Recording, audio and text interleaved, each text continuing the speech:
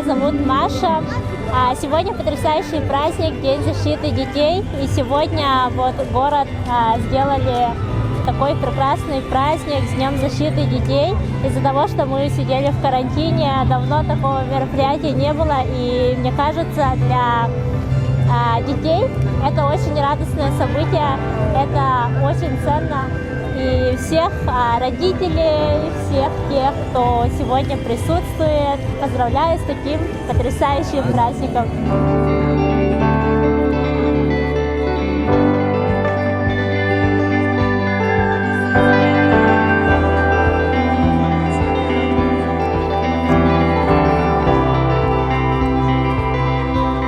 Здравствуйте, меня зовут Сергей Иванович, я из Центра технического творчества города Якутска.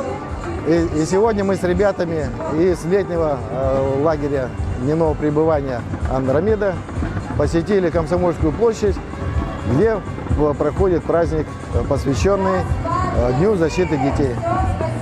Ну, ребятам понравилось, они участвовали во всех, какие только представлены здесь игры и развлечения, послушали концерт и очень остались довольны.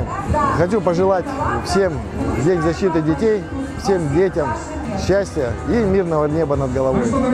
А взрослым терпения и внимания к детям. Спасибо.